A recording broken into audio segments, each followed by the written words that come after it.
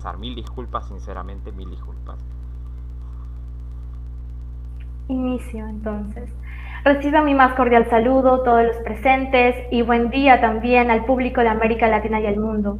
Quien les habla en este preciso instante es Yanela Samantha Carrasco Domínguez y en esta oportunidad cumpliré el rol de moderadora en el diálogo entre dos personas ilustres que van a versar reflexivamente sobre los desafíos y posibilidades de los derechos humanos en América Latina ante la entronización del lawfare en los tiempos actuales.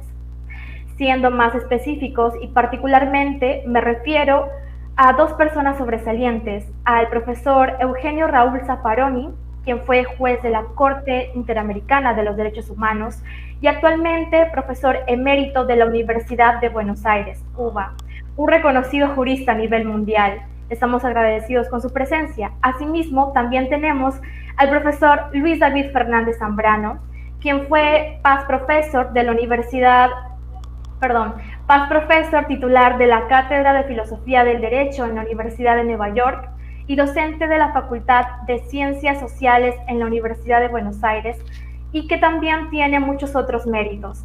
Entonces, daremos inicio a este coloquio con la participación de Luis David. Adelante, por favor. Bueno, en primer lugar, quisiera agradecer infinitamente la predisposición volitiva del querido compañero Raúl Eugenio Zaffaroni por concedernos un valioso espacio de su agenda tan atiborrada, probablemente de muchos desafíos y muchas posibilidades en bienestar de los desfavorecidos en América Latina y en el mundo. Y bueno, para nosotros es un honor. De igual manera, estimada Yanela, te agradezco muchísimo que hayas tenido la posibilidad de concedernos un poco de tu tiempo y compartir este espacio tan crucial para este ir y devenir de ideas sobre algunos puntos tan importantes que atraviesa nuestra región como problema y como posibilidad, en palabras de un historiador peruano que probablemente ya no se acuerda mucho, que es Jorge Basadre. Estimado Raúl, disculpa que te tutee, creo que en Argentina está muy normal que se tuteen. Es normal. Sí. Entonces, yo básicamente quería aprovechar tu presencia para echar un conjunto de reflexiones, de análisis, de críticas sobre lo que está pasando actualmente en nuestra región latinoamericana, especialmente con el debilitamiento de los sistemas y los principios democráticos por la politización de los sistemas judiciales que muchas veces obedecen a principios totalmente antagónicos al Estado de Derecho, como lo que está pasando en la realidad peruana, en donde particularmente el Código Penal no se respeta, digamos, siguiendo el principio de legalidad, y se inventan figuras jurídicas, cosas que no van de la mano, como el delito de rebelión, que no se lo entiende y no se le aplica particularmente tal como está fijado en el Nomen Juris, y también lo que está pasando, digamos, en América Latina en relación a los problemas que atraviesa un estudiante y un profesional directamente ligado al derecho, no solamente en el campo de la docencia, sino en el campo de la práctica. Digamos,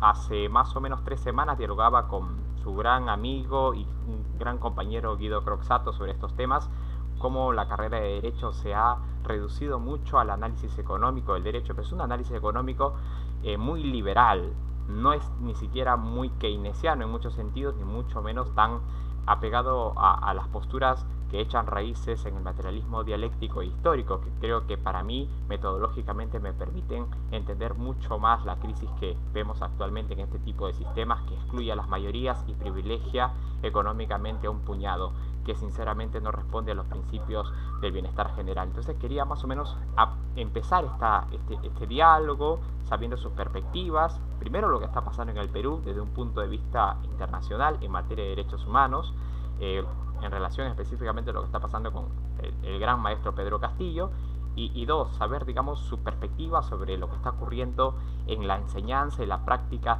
de la abogacía en América Latina y la influencia, digamos, de esa postura liberal dentro de la idiosincrasia de muchos docentes que actualmente tienen mucho poder de convocatoria por estos lares del mundo.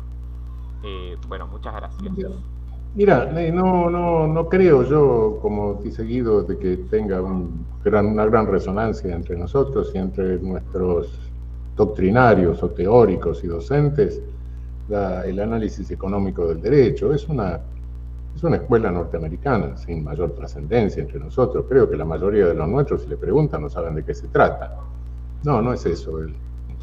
No, me parece que Guido se va por el lado de la filosofía del derecho y está lejos de lo que pasa en nuestras cátedras, ¿no? Está bien, puede ser que yo tenga una deformación profesional muy orientada hacia la cosa penal, y en una de esas veo lo que pasa en la cosa penal. No, no tiene, en la doctrina penal no tiene absolutamente ninguna influencia la corriente esa del reduccionismo económico del derecho. No. Realmente lo que sucede es que importamos doctrinas.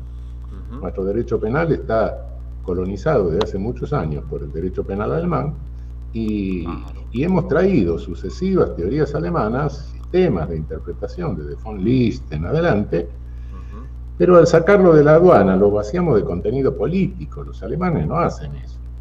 Es decir,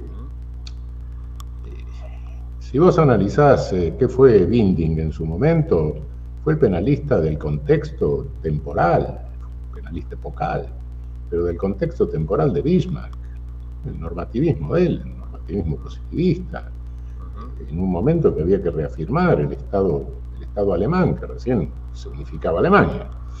Después vino von List, que es el penalista de la época, es el epocal de la época guillermina, del segundo momento del imperio.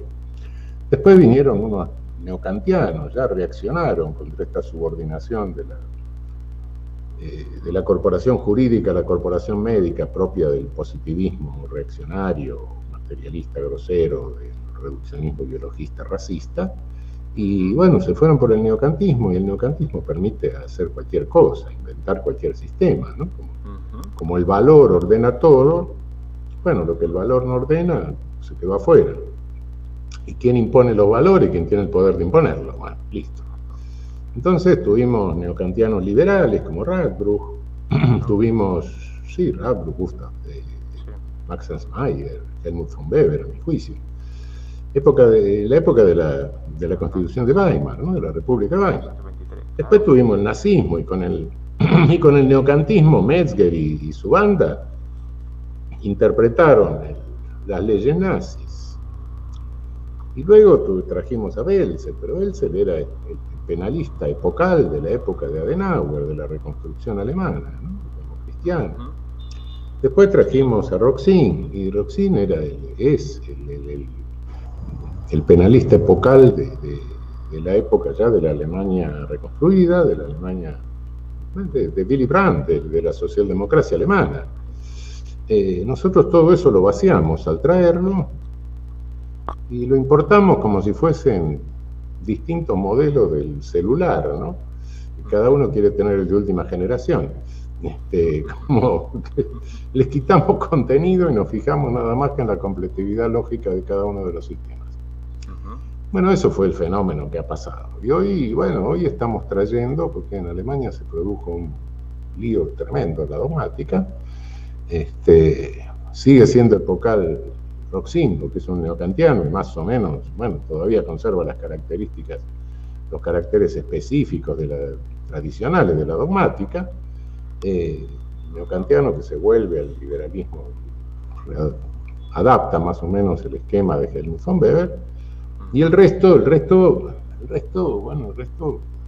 creo que se dedica a hacer dogmática como si fuera un juego de rompecabezas, ¿no? Entonces, claro, hay que perfeccionar la lógica del sistema, y bueno, pero no tiene una base antropológica, no tiene una base ontológica, y menos tiene un objetivo político. Hoy me presentan un sistema y me dicen, este es un aparato que funciona así, aplíquelo donde quiera.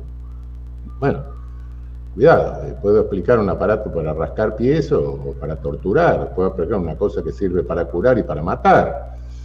Bueno, entonces, naturalmente, no, la doctrina y lo que se explica en nuestra región tiene esas características. Características que obviamente en nuestra región no funcionan. No juzgo a los alemanes en Alemania. Cada uno de ellos escribió en su tiempo, escribió en su... donde es y está haciendo y está. Ahora, si alguien quiere escribir donde es pero no está, bueno, no está en ningún lugar, es un desubicado, en definitiva. En definitiva, creo que es eso lo que nos pasa un poco en la doctrina regional, ¿no? Ahora, eso en el campo doctrinario, ¿no? En la realidad, bueno, nosotros vivimos una realidad que responde, ¿cómo la explicamos? Y hay que mirar el mapa.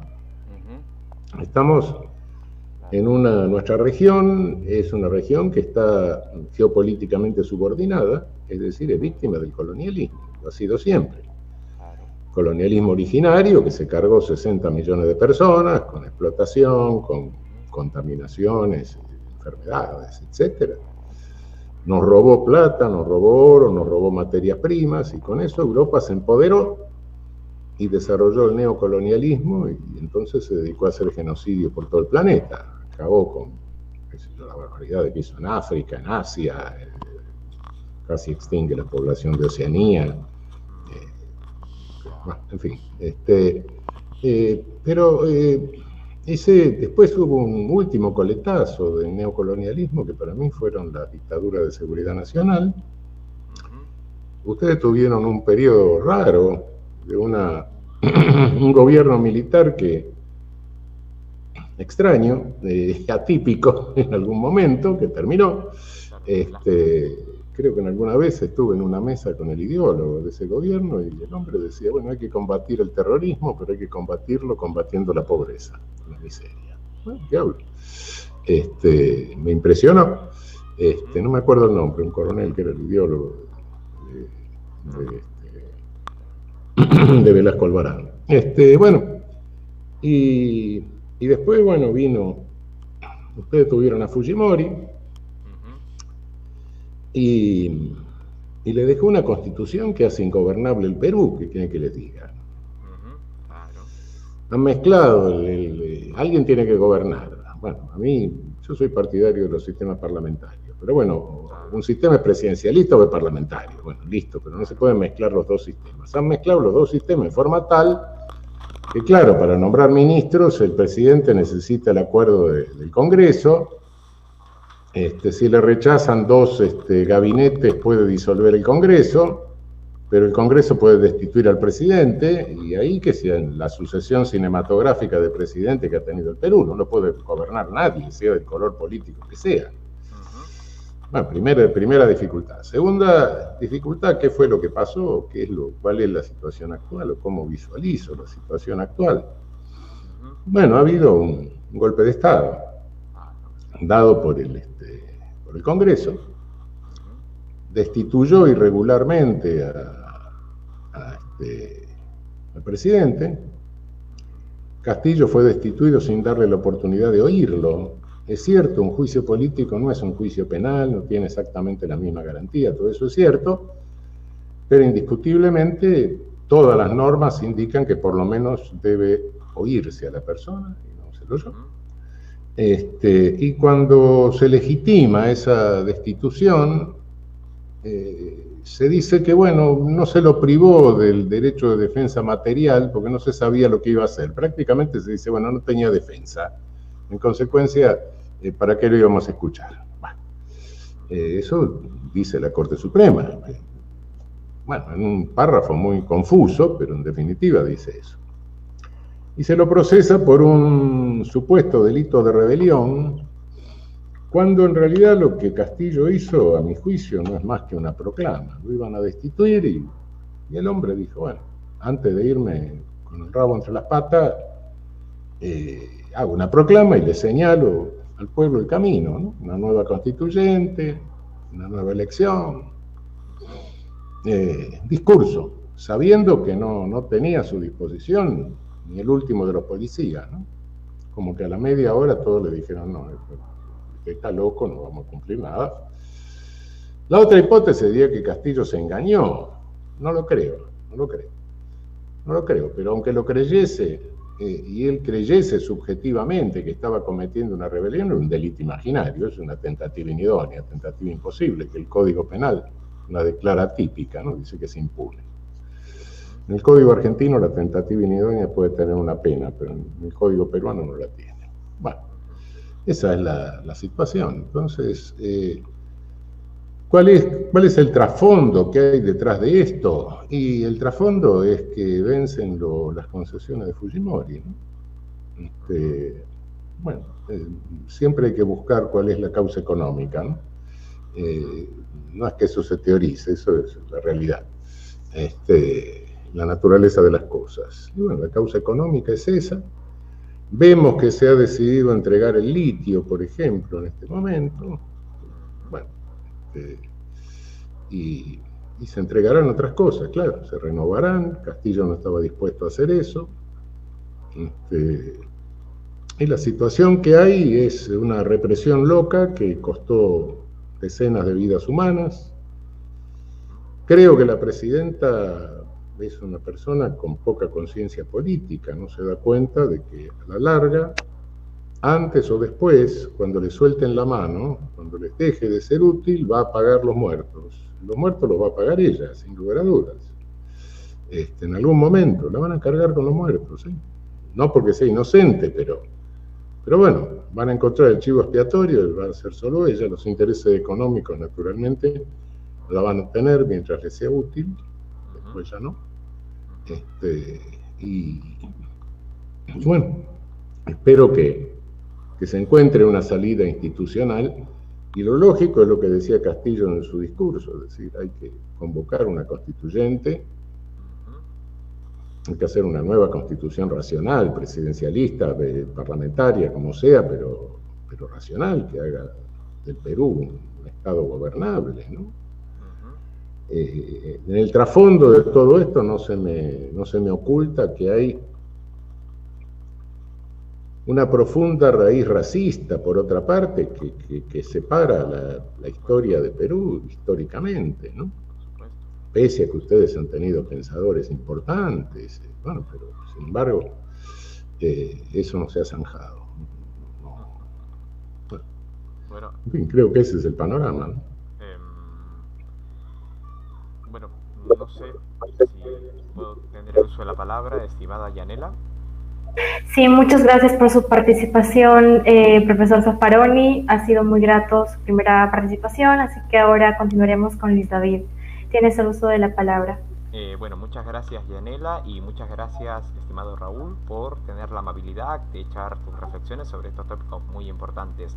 Mencionaste, digamos, muchas cosas cuando trataste el tema de la relación o no relación entre el liberalismo económico y la dogmática penal o la enseñanza del derecho penal en América Latina. También tocaste el tema, digamos, del colonialismo que ha recibido la configuración de las normas penales en esta parte del mundo por parte de posiciones europeas, especialmente las zanjadas y las cuajadas en las universidades alemanas. Totalmente de acuerdo. Yo quisiera más o menos volver sobre estos dos puntos. Mencionaste que bueno, en el caso de Guido, digamos, hay una visión que interrelaciona fuertemente el liberalismo económico con el derecho penal, y yo particularmente me suscribo a esto por dos razones fundamentales. Yo creo, digamos, de que el ordenamiento jurídico constitucional y el sistema penal no van necesariamente por caminos separados. Siempre están guardando una relación no solamente normativa, sino una relación filosófica. Tomo como punto de ejemplo la realidad peruana. Cuando uno revisa, digamos, los 5 primeros artículos de la Constitución peruana, no solamente, digamos, de la Constitución de Fujimori, que es la del 93, sino de la Constitución del 79, que es básicamente la dirigida por Víctor Raúl Laya de la Torre. Uno puede ver, digamos, ciertas instituciones filosóficas, ¿no?, que parten del liberalismo clásico, como igualdad, libertad, que fueron, digamos, consignas muy fuertemente sostenidas en la Revolución Francesa, ¿no? Entonces toda esa herencia vino acá a través de la Corte de Cádiz y también a través de los ideólogos de la Constitución de Filadelfia, que ya básicamente nosotros podemos tener mención, pero el derecho penal, digamos, acá en el Perú y pienso que también en muchos países de América Latina, trata mucho de salvaguardar este tipo de instituciones, este tipo de derechos fundamentales, ¿no?, que son el derecho a la libertad, la igualdad, etcétera, etcétera. Entonces desde ahí ya más o menos me parece que podemos rastrear la presencia de un liberalismo, obviamente que viene con raíces europeas, ¿no? Uno piensa mucho en Locke en sus ideas, que por supuesto inspiraron a personajes históricos como Cromwell en el año 1680 a levantarse en armas, por ejemplo, contra la monarquía absolutista, ¿no? de Estuardo I, ¿no? Pero cuando uno va, digamos, al plano económico, yo creo que en el plano económico mucho se relaciona al liberalismo económico y su incidencia en el derecho penal por la cuestión del individualismo en sí, ¿no? de pensar, digamos, al sistema como a partir del individualismo, no a partir del colectivismo. Es decir, se piensa, digamos, los costos, los beneficios, las posibilidades, los desafíos de la carrera a través de un egocentrismo que se reduce mucho en el sujeto y piensa menos en la comunidad. Yo creo que en ese sentido, digamos, la defensa pública, que es obviamente una de las formas más loables de hacer del derecho una vocación y una profesión profundamente enraizada con los principios del servicio común, ha ido, digamos, perdiendo una especie, no digamos de embrujo, pero sí de poder de convocatoria dentro de los abogados de esta nueva ola, porque los abogados de esta nueva ola están muy enfocados, bueno, en el derecho penal, pero en el derecho penal empresarial. Acá en el Perú mucho se prioriza, digamos, el derecho penal empresarial, el tema de los compliance, el tema de la responsabilidad penal de las personas jurídicas, y yo siento, digamos, de que sí hay un liberalismo económico presente. Es más, el Código Penal argentino, el Código Penal peruano y otros ordenamientos jurídicos penales en América Latina tienen, digamos, ciertas figuras jurídicos penales para tratar, digamos, los delitos cometidos dentro de la administración privada, que obviamente, o dentro, digamos, de la administración pública, que ponen en riesgo el fisco, pero un fisco directamente relacionado con un sistema económico que en el caso peruano, en el nomen juris, obviamente en función al capítulo económico, habla de un liberalismo alemán, que se traduce como un ordoliberalismo, ¿no? Entonces, el ordoliberalismo que está presente en el nomen juris del sistema jurídico constitucional peruano es un liberalismo alemanizado que tiene muchas diferencias del ordoliberalismo económico austriaco y el gestado en Chicago, porque el gestado en Chicago, digamos, piensa más en otras cuestiones, en otros principios, pero al final, digamos, llegan a tener una incidencia totalmente negativa en el marco social. Pienso en esto porque más o menos voy a centrar mis puntos en esta cuestión que tiene mucho que ver con el cambio del modelo económico a través de la narrativa constitucional y cómo esto se puede viabilizar en una asamblea constituyente, como ya está, o como ya ha ocurrido, o hay un intento muy poderoso, digamos, en otras partes de América Latina. Primero, el ordoliberalismo económico tiene ciertos principios. Tiene ciertos principios que en realidad, digamos, son muy controversiales. Por ejemplo, el principio de que para que existe la economía social del mercado no tiene que haber monopolios ni oligopolios, o sea, digamos, tiene que haber libre competencia. Entonces es un principio muy polémico. ¿Por qué? Porque en realidad en ningún sistema económico capitalista existe, digamos, la ausencia de oligopolios. Si uno ve las principales, digamos, o los principales países capitalistas, estoy utilizando un término propio de la teoría política, uno visibiliza, digamos, de que siempre hay un consorcio empresarial, mediático, alimenticio, farmacéutico, etcétera, etcétera, que tiene un monopolio. Y eso no excluye a Alemania. Alemania, digamos, que es la cuna ideológica del ordoliberalismo de Marburgo, que obviamente fue traído acá con el gobierno de Fujimori. Uno, dos, al haber, digamos, oligopolios en Alemania, en Estados Unidos, en Perú y en muchos países dependientes del capitalismo, no se puede hablar, digamos, de que hay una libre competencia empresarial. Y al no ver eso, digamos, en sí mismo no existiría la economía social de mercado. Entonces, cuando uno se pregunta, entonces, ¿qué existe acá? Porque por un lado encuentras a muchos abogados penalistas diciendo no debe cambiarse la Constitución.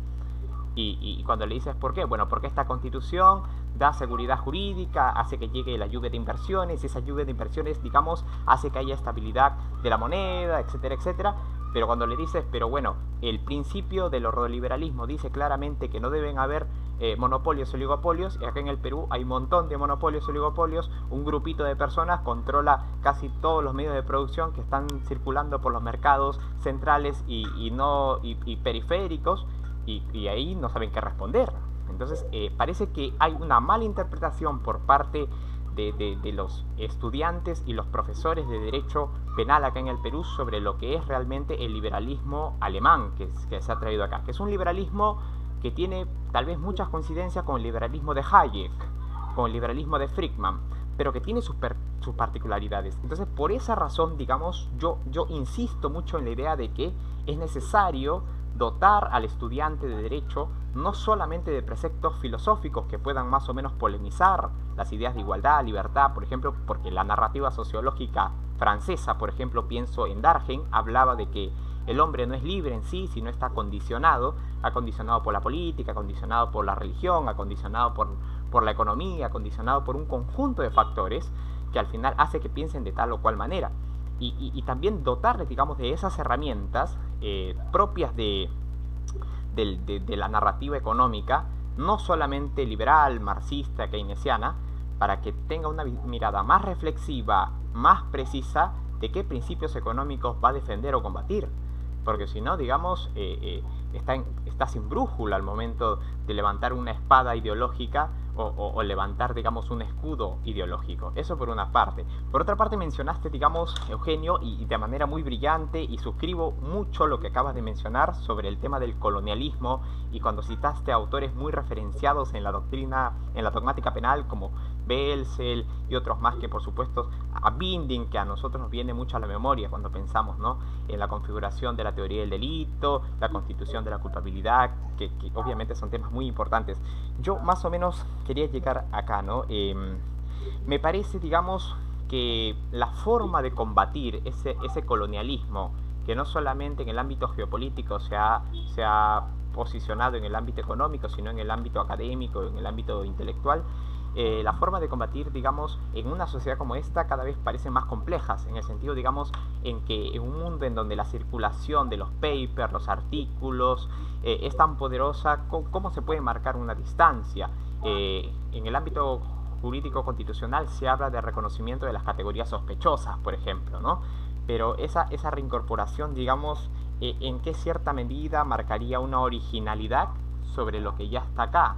¿No será más bien acaso que la originalidad dentro de una categoría filosófica y también dentro de una categoría propia de la dogmática penal tiene sus límites, y quizás esos límites todavía no han sido, digamos, fijados de una manera muy, muy concreta por la luz de los juristas latinoamericanos? Uno, y dos, que también te quería preguntar, es que en este mundo, digamos, en donde todo está interconectado, ¿no? No solamente mediáticamente por la tecnología, sino teóricamente, filosóficamente, científicamente, ¿acaso no será más bien razonable apostar por una teoría ecléctica?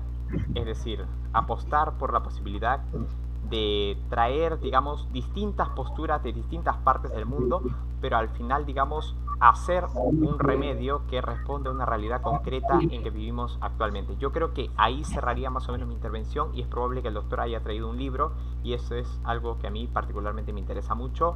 Y solamente para cerrar, porque esta intervención se va a grabar, solamente me interesaría subrayar un punto, ¿no?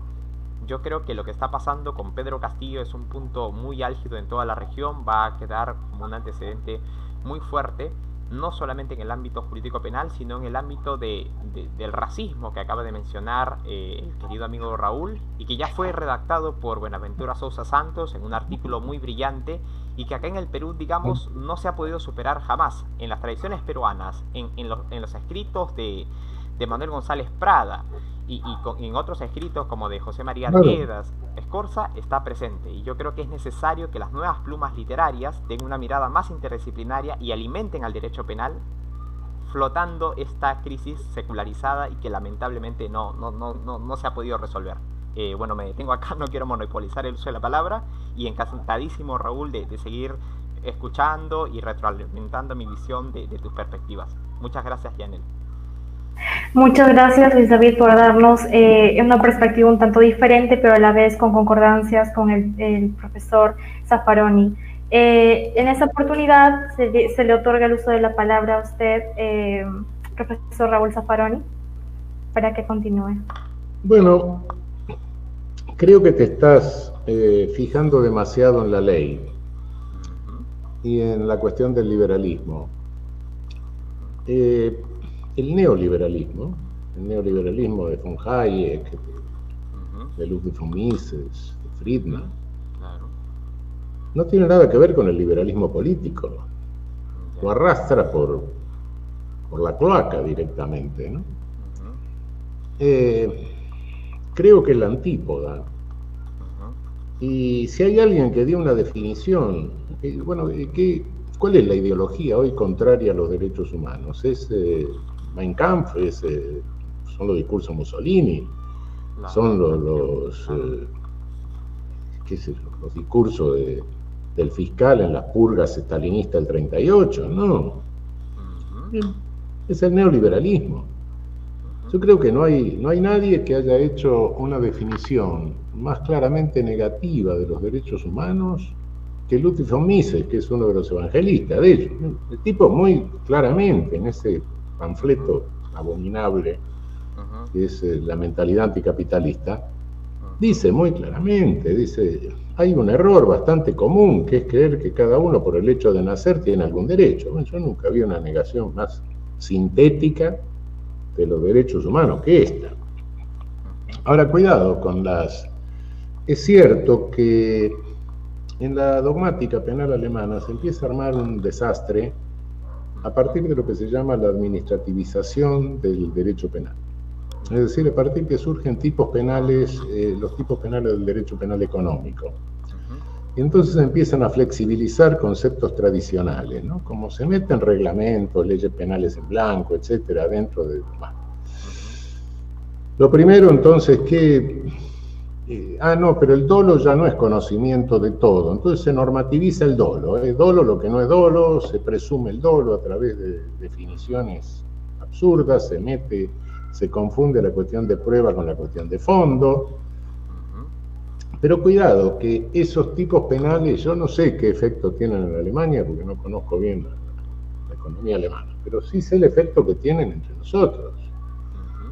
Cuidado que no son para defender la libre competencia. No es mentira eso. Es absolutamente mentira el efecto que tienen entre nosotros.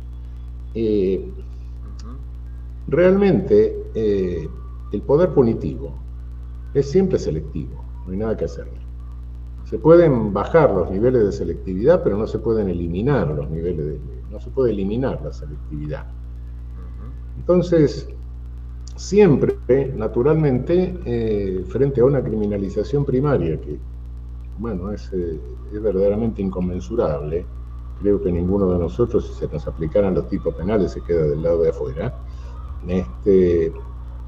Hay una criminalización secundaria con agencias operativas que tienen límites. Y entonces la selección se impone. Se impone por lo más fácil. Y lo más fácil siempre es agarrar al más vulnerable. En el ámbito económico, ¿quiénes son los más vulnerables? Las pymes, la pequeña y mediana empresa.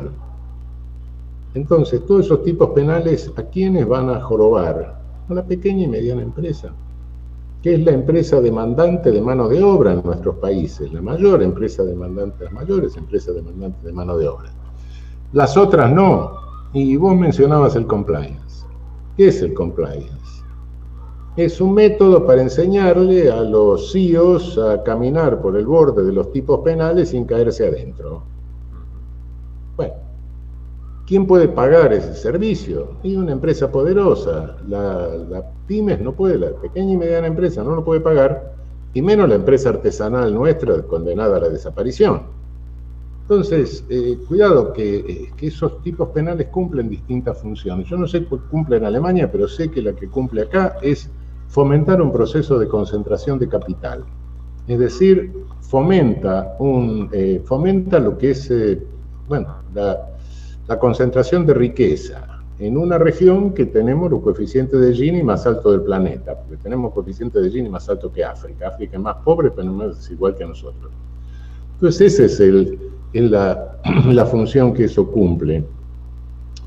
Yo no le atribuyo al liberalismo político esto, sino que esto directamente es una glorificación de hágase lo que se quiera, los monopolios no son tan graves.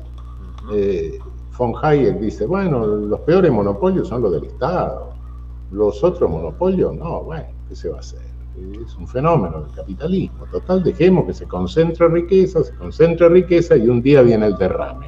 El derrame no vino nunca, eso ya lo sabemos, pero eso, en definitiva, si uno analiza este simplismo que termina en la figura del Homo economicus, en una antropología filosófica realmente despreciable, ¿no? Que decidimos la vida todos según la ley de la oferta y la demanda, según parece. En definitiva, si uno analiza esto, es la jurisprudencia norteamericana de fines del siglo XIX, de la Suprema Corte de Estados Unidos de fines del siglo XIX, que después tuvieron que dar marcha atrás, etcétera. Estados Unidos no podía tener ni un impuesto a la renta, el impuesto progresivo a la renta recién lo establecen por los años 30, con Roosevelt, etcétera, ¿no? Con el keynesianismo, con eso. Bueno, esa es la más retrógrada de la jurisprudencia norteamericana de toda su historia. Bueno, eso es, por eso no nos fijemos tanto, no, yo no creo que al contrario, desde el punto de vista del liberalismo político, justamente la irrupción de estos tipos de delito económico, ha flexibilizado las garantías y ha flexibilizado conceptos y ha generado una verdadera confusión en la dogmática jurídico-penal alemana, a tal punto que llama mucho la atención. El último de los autores que nombré fue Klaus Roxin, que es un hombre que está vivo, ¿no? Y uno dice, bueno, pero ¿cómo? Si es de la época de Willy Brandt, y entre la época de Willy Brandt y hoy pasó mucho tiempo. Claro. Sí, pero lo siguen teniendo como epocal, porque como es un neokantiano, más o menos se entienden las categorías. Con el resto no se entiende por la confusión que ha creado todo esto. Y nosotros nos traemos autores que no son epocales, como Jacobs, por ejemplo. Y uno dice, bueno, pero ¿qué diablo, qué demonio estamos trayendo? Estamos trayendo un hegelianismo, en definitiva, ¿no? Entonces, bueno, ahora, vos decís que van No, yo no creo que sean paralelas las normas constitucionales y el ejercicio del poder punitivo. No, cuidado. No nos podemos reducir al ejercicio del poder punitivo formal en nuestra América. El poder punitivo en nuestra América no se agota en lo formal, no se agota en el poder punitivo habilitado por los jueces. En el norte predomina el poder punitivo habilitado por jueces. En el sur, cuando hablo de colonialismo, estoy hablando del actual colonialismo, que es un tardo colonialismo financiero, como resultado de la transformación del capitalismo, el productivo financiero, la hipertrofia del aparato financiero. Se dejaron de fabricar papeles verdes y se entraron a fabricar papeles de te voy a pagar. Te voy a pagar, te voy a pagar, te voy a pagar. Hoy Estados Unidos tiene casi 2 PBI de deuda. Un te voy a pagar que no te voy a poder pagar nunca, y no sé lo que va a pasar con el sistema capitalista. Bueno, te encontrás con tipos serios que dicen, vamos a un caos, que no se va a poder pagar, porque para poder pagar semejante volumen se necesita triplicar o cuadruplicar la producción mundial, con lo cual se acabaría el planeta, más o menos, pero además no hay condiciones para eso. La producción mundial, tenemos una economía sin producción, la producción mundial sube muy poco. Consecuencia, no es que, al contrario, yo creo que el poder punitivo va a contramano justamente de normas constitucionales. Para hacer una crítica hoy, no tengo que salirme del derecho positivo. Tomo las normas constitucionales, tomo las normas del derecho internacional incorporadas por ratificación a nuestros derechos positivos, y me refiero, limitate a mirar lo que pasa en las cárceles. Todas las penas que la mayor parte de las penas que se están imponiendo en nuestra región son ilícitas. Sí, claro. Tenemos más de la mitad de los presos sin condena en prisión preventiva, la pena más común que es la prisión preventiva. Además, las cárceles están superpobladas, las manejan bandas de delincuentes, se pelean entre las bandas y tenemos decenas de tipos decapitados, descuartizados, castrados, etcétera. Hay un monopolio de medios de comunicación que responde al poder financiero. Entonces, ¿qué? ¿Nuestros jueces son autores mediatos de penas crueles, inhumanas y degradantes? Sí, y de homicidios también, y de torturas también. Quizás sean exculpantes, estén en un estado de necesidad exculpante, no sé, pero bueno, entonces, ¿en base a qué digo que son ilícitas? Y en base a la propia Constitución, y en base a la propia ley internacional, en base a las propias... ¿Qué? Viene Jacobs y me dice, la pena ratifica la vigencia de la norma. No, acá la pena ratifica la violación de la norma constitucional. No me salgo, no me voy a un esquema de Frankfurt, de la escuela de Frankfurt. No. Me quedo adentro del derecho positivo y digo, señor, acá hay una contradicción obvia. Bueno, y todo eso es resultado de que de este tardocolonialismo financiero, colonialismo tardío financiero, que nos controla ahora, pero ¿a través de qué nos controla? A través del endeudamiento. Es eso el asunto, nos endeudan y ese endeudamiento nos somete al control de organismos internacionales manipulados desde el norte, ¿no? Manejados desde el norte. Bueno, esa es la... en mi país he tenido 4 años de gobierno que nos endeudaron en $50.000 millones de dólares, ilícitamente. Pero no endeudamiento, bueno, no puedo decir, bueno, está bien, puede ser sano endeudar un país y lo invertís en infraestructura productiva, carreteras, aeropuertos, fábricas, etcétera, de comunicación, electricidad, energía. No, nos quedamos con los papeles de la deuda, simplemente. Bueno, eso es un macro delito, es una macro estafa, es una macro administración infiel. Bueno, en fin, esa es yo veo así la realidad en este momento. Somos víctimas de una guerra colonial, de una guerra híbrida, que se lleva a cabo a través de eso, a través del lawfare, a través de la persecución de dirigentes populares, a través de los monopolios de medios que crean realidad. Es decir, no podemos tener una creación de realidad única pretendiendo tener una democracia plural. Un monopolio de realidad única lo podía tener el nazismo, lo podía tener el fascismo, lo podía tener el stalinismo, no lo podemos tener nosotros. Si queremos tener una democracia plural, es incompatible. Sin embargo, lo tenemos, ¿no? Lo tienen ustedes, lo tenemos nosotros con Clarín, lo tiene Brasil con el Rede Globo, lo tiene Colombia con Caracol, lo tiene México con Azteca, Televisa, bueno, el Comercio, el Mercurio, y sigamos así, ¿no? Bueno, esa es la realidad que estamos viviendo, como resultado de la posición geopolíticamente subordinada, que ahora, bueno, no enloquecen a las cúpulas de nuestras Fuerzas Armadas intentándole una tercera guerra mundial, no desembarcan marines, no se valen de nuestras oligarquías, como fue el patriciado peruano, la República Bella brasileña, la dictadura porfirista mexicana, la oligarquía vacuna argentina, ¿no? Eso ya pasó. Ahora el método es ese, es otra etapa del colonialismo. La consecuencia es esta. ¿Cómo se debe pensar una futura constitución? Yo no la pensaría definiendo muy claramente pautas económicas, sino que, porque no sabemos lo que vamos a tener que hacer. Van a venir inversiones, no, nunca vinieron inversiones, vino capital extractivo. ¿Por qué? Porque nuestro capitalismo es periférico, no es un capitalismo originario. Nosotros no tuvimos un proceso de acumulación originaria de capital. Nuestro capitalismo es periférico y el capitalismo periférico no es expansivo, es chupa, no expande. Ese es el asunto. Si viniera capital productivo, enhorabuena, pero no es cierto eso son falsas promesas. Entonces, bueno, en una constitución. No sé, Germán, estoy en una conferencia.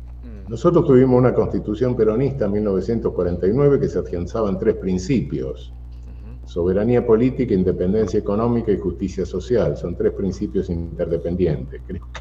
Creo que más que eso no se puede decir en una constitución, y dejar libertad a la política para que vea en cada caso, en cada coyuntura, cómo puede afrontar una resistencia anticolonial. Bueno, no sé. Muchas gracias por su disertación y compartir también con nosotros su perspectiva. Ahora continuaremos con Luis Fernández para continuar con el coloquio. Sí. Bueno, en primer lugar, nuevamente, estimada Yanela, por asumir el rol de moderadora, y bueno, agradecerle infinitamente al profesor Raúl por vertir sus perspectivas, sus impresiones sustanciales sobre este tipo de asuntos que por supuesto nos competen a la mayoría de latinoamericanos que deseamos construir un espacio y un derrotero mucho más justo y soberano. Bueno, a ver, la cuestión del liberalismo político con el liberalismo tipo Hayek.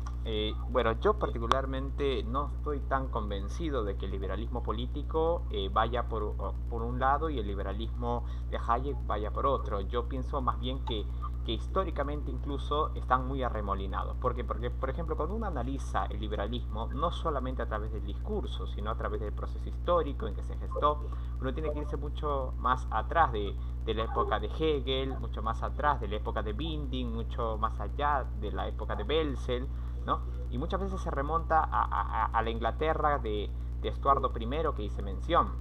Era una Inglaterra, digamos, en donde la filosofía del Rey Sol estaba muy presente en el sistema de gobierno. Esa filosofía que pensaba, digamos, que el monarca, o todo lo que decía el monarca, tenía la autorización o la venia de un ser divino, y para eso estaba la teología, que muchas veces justificaba eso. Entonces, frente a ese tipo de contextos, surgieron ciertas voces, ciertas plumas, que obviamente no preconizaban la libertad individual solamente, sino también la libertad de comerciar. Entonces la libertad individual siempre anduvo, digamos, con la libertad de comercial, pero donde se tenía que controlar o tener presencia para tener una incidencia fuerte sobre este tipo de asuntos, bueno, el parlamento inglés, era un parlamento, digamos, que poco a poco fue constituido por lo que ahora se conoce bajo la narrativa sociológica como los burgueses, los comerciantes, aquellas personas, digamos, empapadas por los ideales de Locke. Y cuando uno analiza, digamos, ese liberalismo político, que es un liberalismo, por supuesto, que inspiró a personajes históricos como Oliver Cromwell en el año 1680, uno ve particularmente que no es un liberalismo muy romántico, muy santificado como es actualmente por los neoliberales. O sea, los neoliberales, cuando hablan de liberalismo, hablan de respeto a la vida, de la libertad, que es injusto que le pongan, qué sé yo, el pétalo de una rosa a un habitante de este Estado de Derecho. Pero cuando uno ve qué hicieron los liberales clásicos, eran personas revolucionarias, eran personas, digamos, que empezaron a desafiar el status quo, un status quo comandado por un monarca que tenía ese complejo de ser, pues, una especie de Jesucristo, una especie de Mesías, obviamente totalmente desquiciado, que planteaba que todo lo que él decía no se tenía que cuestionar porque viene directamente de Dios. Entonces los liberales eran revolucionarios clásicos, ¿no?, que luchaban contra ese tipo de sistemas.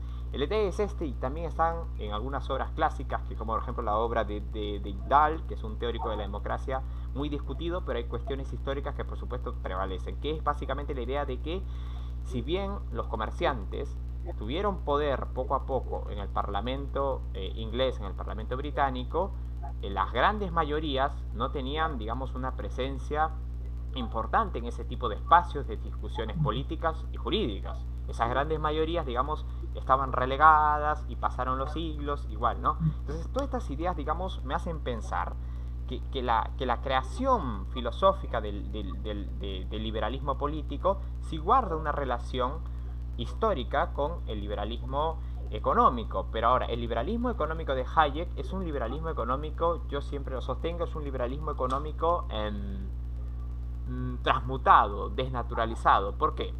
Porque Hayek realmente, yo no sé si entendió la obra de Adam Smith. Adam No. Smith, exacto, Eugenio. Yo tampoco, no estoy convencido porque, por ejemplo, yo he leído mucho también La acción humana, Camino hacia la servidumbre, que son obras muy clásicas de estos autores de la escuela austriaca, influenciados por Popper, y estos autores, digamos, revelan un Smith totalmente desnaturalizado. Por ejemplo, cuando hablan de la mano invisible del mercado, que es un término Bueno, propio, por supuesto, ¿no? El origen de la riqueza de la nación de 1776 en Escocia, lo muestran de una manera muy desfigurada, ¿no? Yo recuerdo que Adam Smith, por ejemplo, tiene una frase muy importante que los neoliberales no les gusta citar, ¿no? Que es básicamente la siguiente, ¿no? Cuando, más o menos lo estoy parafraseando, después si quieren le adjunto la cita literal.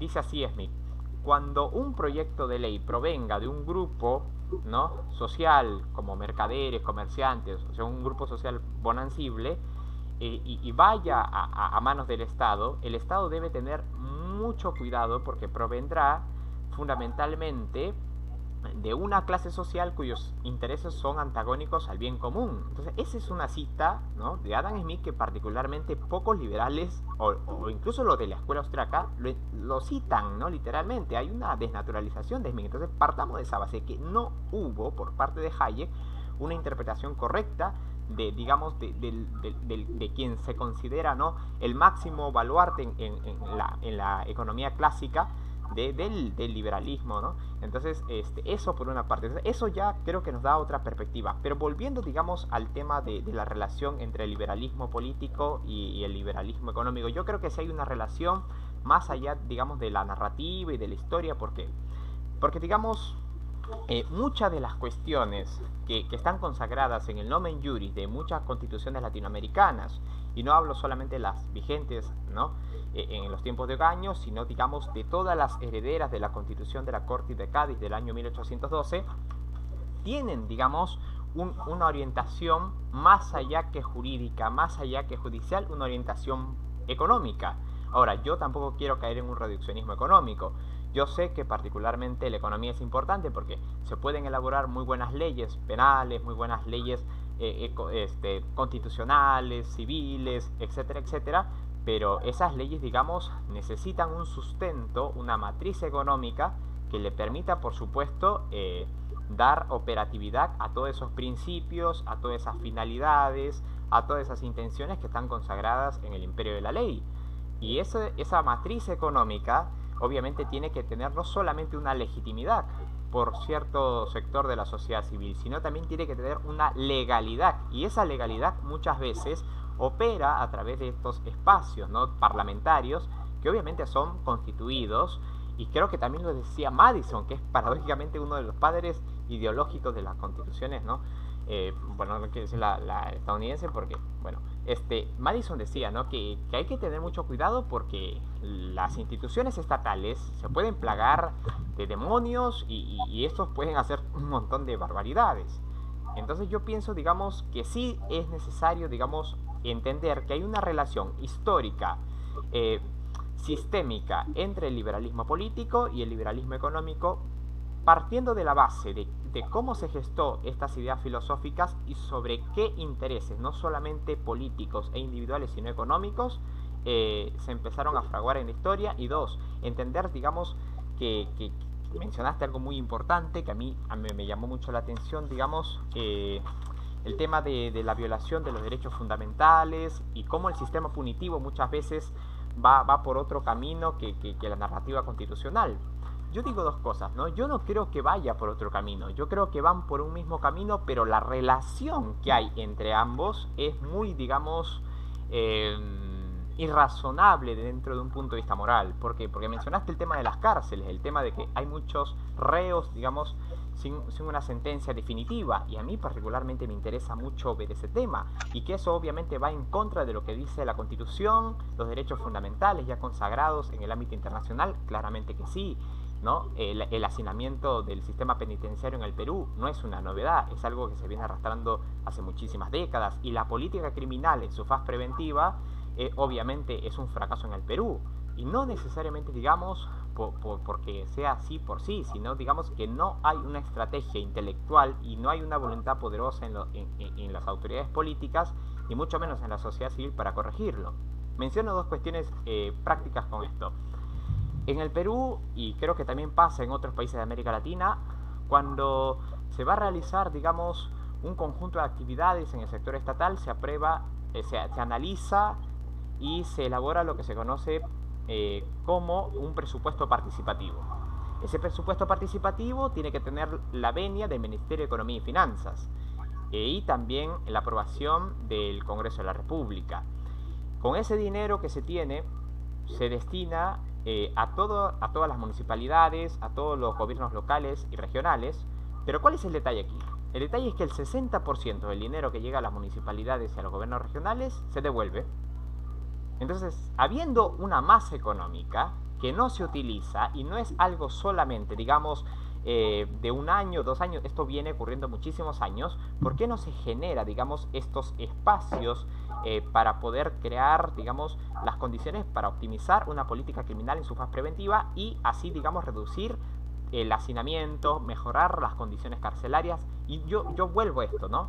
Creo, y más firmemente que antes, que todo esto obedece a una cuestión política relacionada directamente con lo que el maestro Raúl acaba de hacer mención, ¿no? Con un tardo colonialismo financiero que más bien busca, digamos, que la mano de obra barata y controlada sigue existiendo, y por eso, por supuesto, se está regenerando estos sistemas carcelarios para que en realidad la persona que ingrese ahí no se, ¿cómo se llama? No se resocialice, no incorpore los valores necesarios para integrarse a la sociedad de una manera mucho más eficiente. Es más, en Los Miserables de Víctor Hugo, que es una obra literaria muy emblemática, no solamente en Europa, sino en América Latina, uno, ¿qué puede rescatar? Que Jean Valjean no necesariamente se regenera en la cárcel. Jean Valjean se regenera fuera de la cárcel. Se regenera, digamos, por condiciones que en el sistema carcelario que le tocó vivir nunca se hubieran dado. Entonces eso nos da una visión muchas veces desde el plano literario de que las formas de hacer, digamos, una política criminal en su fase preventiva en el Perú y en el mundo muchas veces no tienen que partir de las instituciones, sino muchas veces se necesita la colaboración de la sociedad civil para humanizar a aquella persona que entre comillas está descarriada. Pero más o menos yo quería volver a este punto porque mencionaste otras cuestiones que a mí me interesan mucho. Mencionaste a Roxin, mencionaste a Jacobs. La filosofía neocantiana yo creo que ha tenido una incidencia no solamente en la teoría jurídica, sino también en la dogmática penal. Eso está más que zanjado. El mismo Kant, digamos, ha sentado las bases de muchos principios en muchas disciplinas filosóficas, pero esto es obviamente hasta cierto punto una perrogrullada. Lo que a mí sí particularmente me interesa analizar aquí es el tema de Jacobs y el hegelianismo. Yo siempre digo, uno tiene que ver en qué contexto político, sociológico, filosófico se gestó un autor determinado y se produjeron sus cosechas. Entonces, cuando muchos abogados penalistas en América Latina, profesores, litigantes, etcétera, etcétera, hablan de Jacobs, incluso una vez escuché a un profesor peruano que había seguido cursos en Alemania que es necesario reinventar a un nuevo Hegel aquí, yo digo particularmente lo primero que tienen que aprender es a entender la historia de Federico Guillermo III y cuál fue el papel de Hegel en el imperio prusiano de Federico Guillermo III. Cuando uno descubre particularmente qué papel jugó Hegel ahí, bueno, no solamente fue un consejero. Hegel tiene una obra, acá no la tengo, pero después lo puedo citar, en donde cuando habla el Estado, la razón, la moral, el derecho, objetivo, todo es en favor del molino de Federico Guillermo III. Y bueno, Federico Guillermo III, no digamos que fue lo que es ahora, ¿no?, Dina Boluarte, pero era una persona, digamos, que reprimía huelgas de una manera violenta, era una persona que bajo la narrativa contemporánea sería un violador sistemático de derechos humanos. Entonces esa misma gente, ¿no, Raúl? Es la que ahora, digamos, los penalistas tratan, digamos, de reivindicar anacrónicamente sin ver las particularidades, y eso a mí me preocupa, digamos, me preocupa porque los estudiantes de derecho se han enfocado mucho en entender, digamos, la normatividad, la dogmática, pero no han ido a otras disciplinas complementarias que enriquezcan una mirada mucho más objetiva del autor de la obra que están tratando de analizar. Entonces mencionaste también, digamos, otros temas que obviamente yo quiero tocar de una manera más paulatina el tema de las pymes, el tema de las compliance, como digamos estas nuevas figuras jurídicas que están enraizadas en el derecho empresarial económico más afectan a las pymes y a las pymes que a las grandes empresas, porque las grandes empresas tienen mayor capacidad adquisitiva como para pagar todo este tipo de programas de cumplimiento. Totalmente de acuerdo. Y yo creo que por ahí va el tema, ¿no? Por ahí va el tema de que el derecho penal en sí mismo tiene una relación muy fuerte con el sistema económico, con las lógicas económicas muy ligadas a la acumulación de las personas jurídicas en el ámbito patrimonial, y muchas veces van en contraposición al bienestar común, y eso fortalece en el tablero geopolítico lo que tú tanto criticas a través de tus obras, ¿no? El rol que tienen estos grandes poderes en contra, por supuesto, de los de abajo, de los que Julio Ramón Ribeiro, un escritor peruano, hablaba, ¿no? Los mudos, los que no tienen voz. Alguna vez dijo Pérez Esquivel en su recibimiento al premio Nobel en el año 1980, ¿no? Entonces yo creo que eso me parece, ¿no?, es necesario mirar. Y el otro tipo de punto que yo más o menos quería preguntarte es, digamos, la cuestión de la lluvia de inversiones, ¿no? Yo creo que yo me remito mucho en ciertos casos, ¿no?, al lenguaje que se utiliza en el ámbito administrativo, empresarial, ¿no? Cuando se habla de inversión, bueno, coloco un capital, ese capital me va a servir para, en un plazo determinado, para incrementarlo cuantitativamente, gano lo que supuestamente coloqué inicialmente y también, por supuesto, el excedente, que en realidad el excedente es la ganancia, lo demás es simplemente una base, ¿no? Entonces yo creo que la inversión no solamente está en el terreno, digamos, económico peruano, sino también latinoamericano, pero entiendo, digamos, tu perspectiva de la acumulación originaria, porque es un capítulo que Carlos Marx le dedica, ¿no?, al análisis del sistema económico de su tiempo, pero hay un detalle ahí.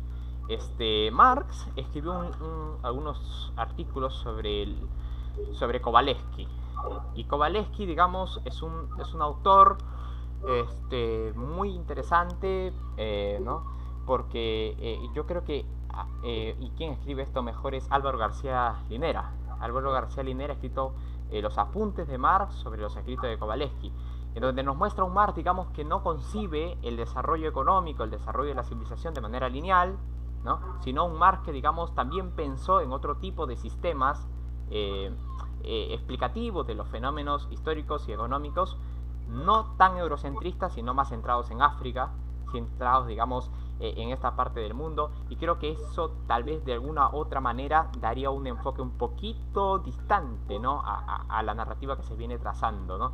Pero bueno, sí sugiero mucho lo que dices, la preocupación por el tema, digamos, de cómo los poderes salvajes de la economía, en palabras de Luigi Ferrajoli, o el tardo capitalismo financiero, viene generando una violación sistemática de los derechos humanos, y cómo las cárceles están totalmente distanciadas en la realidad concreta de lo que obviamente dice el nomen juris en las constituciones y en otros espacios normológicos que actualmente tienen mucha vigencia, pero en el fondo son letra muerta. Yo creo que acá me detengo, y bueno, si es que el profesor quiere, encantadísimo de escucharlo y también retroalimentar y expandir más mi visión. Muchísimas gracias.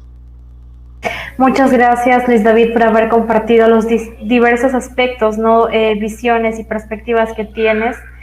Has hecho un recorrido muy interesante, y pues ahora seguiremos con la disertación del profesor Raúl Zaffaroni.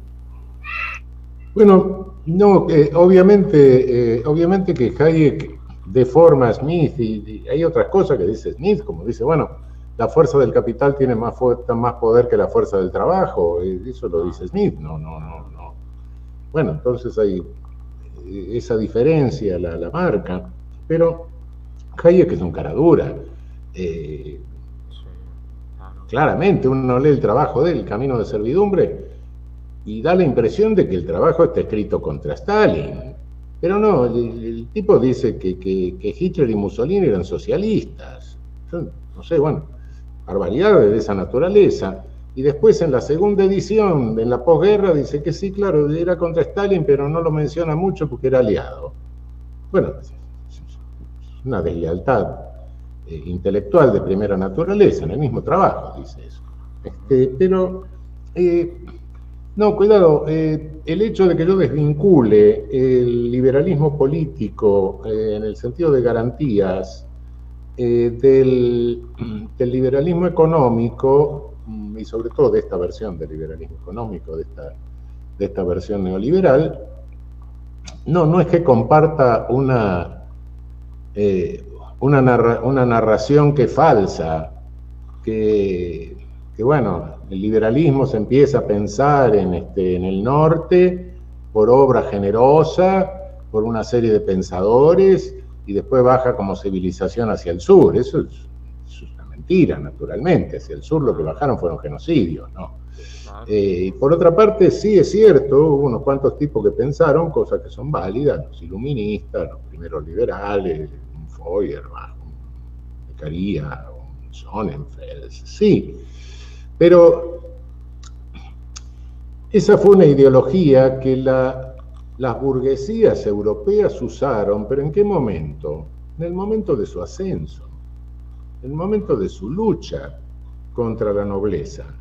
Una vez que ganaron esa lucha, se acabó el liberalismo, lo tiraron al diablo. ¿Y qué hicieron? Y se basaron en el spencerianismo, en el darwinismo, en el reduccionismo biológico, en el racismo.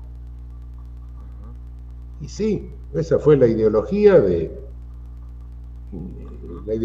catastrofismo, de que bueno, los débiles se tienen que morir porque la raza tiene que seguir evolucionando. Ellos tenían la cabeza más grande, nosotros teníamos la cabeza más chica, tenían que custodiarnos hasta que nos agrandara el cerebro. Todas esas barbaridades. De modo que, no, cuidado, una cosa son los elementos ideológicos, otra cosa es cómo funcionaron. Cuando llegamos al compañero Hegel, el compañero Hegel es el ideólogo, el más fino ideólogo, el momento más alto, más elaborado de la ideología legitimante del colonialismo es el señor Hegel en su filosofía de la historia. A tal punto que sí, hay que inventar un nuevo Hegel, hay que darlo vuelta. Y cuando lo damos vuelta va a salir un Spiritum Geist del sur también, sí. Yo creo que Marx lo acostó a Hegel, pero no lo puso cabeza abajo, hay que ponerlo cabeza abajo. Y cuando lo ponemos cabeza abajo se cae América Latina, porque en definitiva somos resultado de pueblos originarios genocidados, y tenemos en nuestra región prácticamente testimonio de todos los restantes genocidios del mundo. Unos fueron originarios, otros vinieron a dar acá, no hay nada que hacerle. Vinieron los judíos, vinieron los chinos esclavizados por el Pacífico, vinieron todas las víctimas de casi todos los genocidios del mundo, vinieron a dar de alguna manera, tenemos testimonios en nuestra región. Realmente creo que es interesante América Latina por el mosaico que que ofrece de toda esa experiencia. Creo que no hay en el mundo una región tan extensa como la nuestra que se puede comunicar prácticamente en la misma lengua, lenguas vecinísimas, en que coexistan e interactúen semejante cantidad de experiencia de victimización genocida colonial. Pero no, cuidado, esa versión de que los derechos humanos son individuales, después fueron sociales y ahora vienen de tercera generación, y los individuales los inventaron ellos allá en el norte y después bajaron hacia el sur, eso es mentira. El primer ideólogo de los derechos humanos que tuvimos en América Latina fue Fray Bartolomé de las Casas. No nos olvidemos de eso. Ese fue el primero. El más universal. El mundo aparece como resultado de un genocidio que fue nuestra colonización. Antes no había mundo, porque nadie sabía de todo lo que existía en el resto. Tuvo que llegar Colón, Vasco da Gama, a dar la vuelta por el sur de África, y ahí más o menos se pudieron establecer relaciones mundiales. Pero el mundo de las relaciones humanas mundiales aparece con un genocidio que fue nuestra colonización. Y ahí aparece la respuesta con Fray Bartolomé, la famosa discusión con el cretino de Ginés de Sepúlveda, el debate de Valladolid. sí, ahí nacen los derechos humanos. ¿Qué nos vienen a contar que los trajeron del norte para el sur? No niego con esto los aportes de algunos ideólogos, etcétera, pero fue la ideología de un momento de lucha de las burguesías europeas. Cuando se entronizaron en el poder, chau, se acabó. Descartaron la ideología fabricada por la corporación de filósofos y juristas, etcétera, y se pasaron a la de los médicos. Inventaron el racismo, bueno, generalizaron el racismo, ¿no? Sí, es una... Ideológicamente, sí, claro que pero es la ideología de un momento de lucha en un fenómeno que se dio, claro, el Imperio Ibérico había echado a los judíos, había echado a los moros, no podía tener una burguesía, estos vagos de los españoles no tenían que comprar manufacturas al centro y norte de Europa, y la burguesía se desarrollaron en el centro y norte de Europa, con el oro y la plata nuestro que pasaba por España y iba a dar a los otros. Y vino la crisis del imperio, claro, y ahí vinieron nuestras supuestas independencias que nos sometieron al neocolonialismo, es decir, a la potencia hegemónica nueva que era Gran Bretaña, ¿no? Claro, sí. Sí, esa es la historia. Pero no nos confundamos la ideología con el momento, ni creamos no creo en esa narración de que baja del norte para el sur la idea de derechos humanos, de dignidad humana, de respeto a la persona humana. Mentira, eso no, lo que bajó del norte para el sur siempre fueron genocidios. Ya, no sé si puedo... Muchas gracias por la disertación. Ahora continuaremos este coloquio con Luis David y va a compartir con nosotros sus perspectivas al respecto. Gracias. Bueno, muchísimas gracias nuevamente, Yanela, y nuevamente muchas gracias. Luis David, tu micrófono está apagado. Ok, ¿qué tal? Mil disculpas, estaba muteado mi micrófono. Yo quería mencionar nuevamente de que te agradezco mucho, Yanela, que tomes el uso de la palabra, y nuevamente al compañero Raúl por sumar sus perspectivas siempre lúcidas sobre estos puntos tan importantes. Bueno, vuelvo a ciertos puntos, ¿no? El tema, digamos, de Hayek, el tema del fascismo y muchas cosas que a mí particularmente me interesan. Mencionaste, Eugenio, muchos libros que obviamente son manuales de cabecera de estos nuevos neoliberales que están fuertemente ligados a los think tank, ¿no? De los hermanos Koch. Bueno, ya no son dos, ahora solamente queda uno, ¿no? Y Schaffer obviamente hace su papel por Buenos Aires y también por América Latina, dando las migajas estos, ¿no? Señores. Ya, bueno, dos cuestiones, digamos, con esto.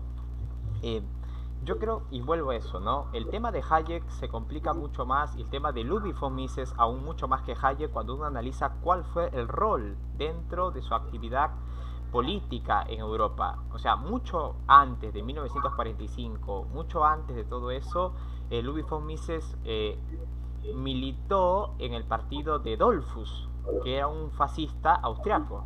O sea, sí o sí, ¿no? Hay una relación entre el fascismo y ese neoliberalismo que obviamente ahora está muy de cabecera, y es una cuestión histórica que muchos neoliberales no lo reconocen, pero está ahí en los textos. Es más, uno de estos autores, ya lo dejo, digamos, para un tema ya de investigación, pero probablemente otras personas ya lo saben, fue particularmente quien avisó y dijo, ¿no?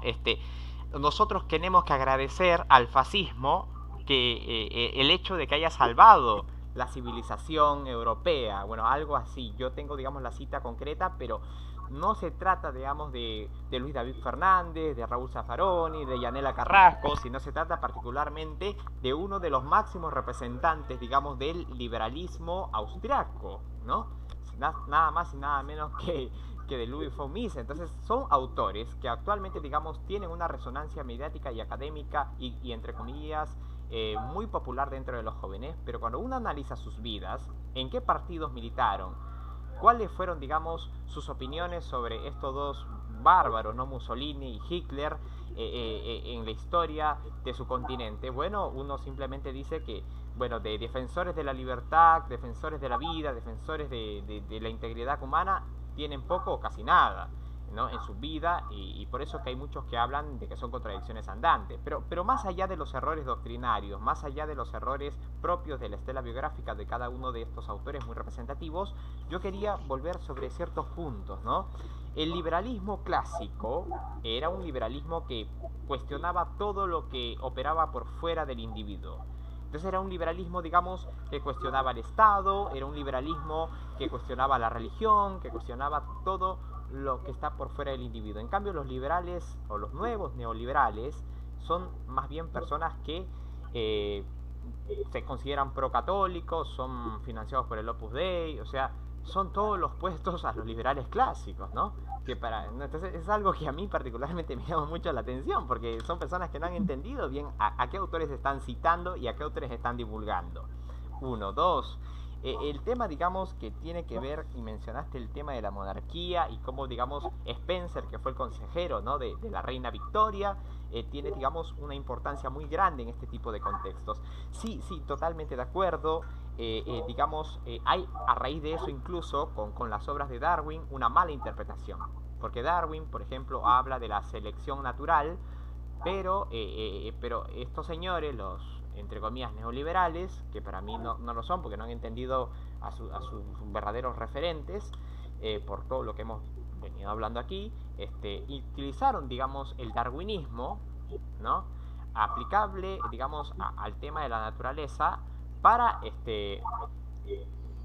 llevarlo al plano social. Entonces decían, no, la supervivencia del más apto en la sociedad, que el que puede, el que no, que se las arregle y sufra, y si sufre y fallece, bueno, es su culpa, no es de nosotros, no es del sistema, es porque es menos apto que el resto. Entonces esa filosofía de vida es muy obviamente de Spencer, pero Spencer parte de una mala interpretación de Darwin. Hay un texto que habla muy bien de esto, y hay varios textos que hablan muy bien de esto. Yo recomiendo mucho leer a un filósofo argentino que tal vez no es muy sonado mediáticamente como Mario Bunge, como otros muy importantes en el mundo, pero se llama Ricardo Gómez. Ricardo Gómez es un filósofo argentino marxista que analiza y destruye fuertemente las tesis filosóficas de Popper, y entonces también analiza fuertemente, digamos, el tema que tiene que ver con la relación que hay entre el darwinismo social, y es un mal darwinismo, digamos, porque no respeta el darwinismo en sí, y Charles Darwin tiene un texto, si no me equivoco, es del año 1851, a ver si me falla la memoria, que habla sobre este tipo de temas, que no está de acuerdo de que su idea de la selección natural, de la idea de que el más fuerte sobrevive y el que más débil se la arregle como pueda, tenga que ser utilizado al ámbito de la sociedad. Ese es otro tipo de sistema, Darwin mismo lo dice. Pero los neoliberales, spencernianos, que parten y beben y pregonan las ideas de Hayek, no lo van a comprender. Ahora, esa es una parte. La otra parte que quería avanzar, digamos, mencionaste que una cosa son los elementos y otra de la ideología política, y otra es la forma en que se aplica. Yo vuelvo en ese sentido, aunque no tanto vuelvo, a la idea de eficacia y eficiencia de la norma jurídica, y creo que las categorías de eficacia y eficiencia se puede aplicar también a las categorías metajurídicas, entre comillas, pero que están más enraizadas con la teoría política. Obviamente, digamos que muchas de las ideas que uno viene leyendo en los manuales de derecho penal, en los manuales de derecho civil, digamos, fueron gestadas en ciertas etapas de la historia. Pero el hecho de que sean eficaces o no sean eficaces no niega el hecho de que en un momento de la historia pudieron estar remolinadas. O sea, el hecho de que sea algo eficaz o eficiente no significa, digamos, de que en un momento de la historia pudieron estar arracimadas, amalgamadas por ciertos contextos, como los que pasó directamente, ¿no?, en las revoluciones liberales inglesas a mediados del siglo XVII. Son cuestiones históricas, son cuestiones que se pueden comprobar. Que obviamente que esas ideas se llevaran a la práctica, bueno, ni en la misma Inglaterra pasó eso. Y no es solamente, digamos, en el ámbito del mismo territorio, sino en las colonias. Inglaterra fue un país colonialista. La última colonia que tuvo Inglaterra dejó de existir en el año 1959, si no me equivoco. Sí, Eugenio, ¿quieres tomar el uso de la palabra? Las Malvinas están colonizadas. Bueno, lo que tú tienes, sí, también. Y hay colonias, hay colonias inglesas en el Caribe y el Consejo de la Reina impide al Caribe reformar sus propias constituciones en algunos países del Caribe. No, el colonialismo inglés no ha terminado. El colonialismo en versión originaria no ha terminado. Lo que acabas de mencionar es muy cierto, digamos, es una cuestión más de forma que de fondo, porque el fondo que obviamente yo estoy tratando de abordar es que el colonialismo, tal como se entendía, digamos, con las cadenas, ¿no? Y que generalmente nos vienen a través del libro de historia, es algo que los ingleses, digamos, no lograron, digamos, purgar de sus prácticas a pesar de la claudicación de la Primera y la Segunda Guerra Mundial. A eso quería llegar fundamentalmente, ¿no? Entonces, partiendo de esa base y partiendo de lo que me acabas de decir, que es muy importante para fundamentar lo que voy a decir ahora, es lo siguiente, ¿no? Si hay un colonialismo que obviamente todavía subsiste, que está en el plano económico, que está en el plano cultural, que está en el plano jurídico, que está en distintos planos de la vida social y que por supuesto a muchas personas nos causa mucha indignación, mucha bronca, ¿no? Porque esa cuestión va anulando esa capacidad que el latinoamericano, que este mosaico de culturas que tú hiciste referencia hace poco, puede desarrollar y crear algo totalmente, no digo totalmente, pero en gran parte distinto y distante a cómo se viene trayendo acá. Yo recuerdo que había charlado con Atilio Borón hace más o menos un año y él me comentaba algo muy interesante. Me decía, Luis, si te fijas, las zapatillas de un habitante promedio, de un joven promedio de Singapur, de un joven promedio de Nueva York, de un joven promedio de Lima, de Buenos Aires, es casi similar, la forma de vestir es casi similar. Parece que hay una especie de colonialismo que va más allá del continente y abarca una cuestión más a lo que se entiende, entre comillas, como aldea global. Y es curioso que se hable de aldea, ¿no? Porque la aldea como que te remite a la idea de que hay un jefe ahí que está asumiendo el papel, ¿no? De capataz, ¿no? De que está diciendo hagan esto, hagan lo otro, ustedes sí, ustedes no, ustedes hablan, ustedes callan, ustedes opinan, ustedes obedecen. Entonces esa idea, digamos, está muy presente en nuestro continente y sí, concuerdo, digamos, contigo. Ahora, el tema que sí, por supuesto, mencionaste, el tema de los derechos humanos, la discusión de Bartolomé y las Casas, sí, totalmente de acuerdo. Yo pienso algo, yo soy algo concreto, ¿no? Mi idea no era tanto pensar de que todo viene desde allá y acá solamente somos receptores. Yo creo que acá también hubieron muchos casos muy importantes, ¿no? Por ejemplo, igual con el feminismo. El feminismo generalmente se piensa que viene, ¿no?, de Europa y toda esta cuestión de la primera y segunda ola. Pero acá con Flora Tristán y otros autores muy importantes dimos pasos muy significativos. Entonces eso también hay que ver, ¿no? Hay que, digamos, quitarnos un poco la mirada eurocentrista. Y cuando mencionaste el tema también de Hegel, bueno, concuerdo contigo cuando hablas de que Hegel, digamos, es una persona que en cierta medida estaba en contra de estas partes, ¿no?, periféricas a lo que él concebía como el mundo, porque Hegel fue el autor, si no me equivoco, que dijo, ¿no?, de que el mundo empezaba y acababa en Europa. Y Kant, para rematar, porque Kant también era un personaje que tenía ese pensamiento, decía que los habitantes de estas tierras eran incapaces de civilizarse. Y lo más irónico de todo esto, Eugenio, es lo siguiente, que cuando uno analiza la historia política de lo que ahora se conoce como Europa, partamos, digamos, desde la desintegración del Imperio Carolingio hacia adelante, uno descubre cosas muy impactantes, muy rimbombantes y muy tristes también. Porque es un continente, cuando yo hago este ejemplo y siempre le digo a mis amigos, ¿no?, comparen el mapa de Alemania, de Francia, etcétera, etcétera, del siglo XIX, con el siglo XVIII, con el siglo XVII, con el siglo XVI, y ustedes van a ver que los límites no son iguales, siempre están un poco más acá, un poco menos allá. ¿Y por qué? Porque ese continente ha estado plagado de guerras, ha estado plagado de conflictos, fueron los que llevaron la primera y la segunda revolución industrial, en otras palabras, fueron los que sembraron la semilla para que el mundo ambientalmente esté peor.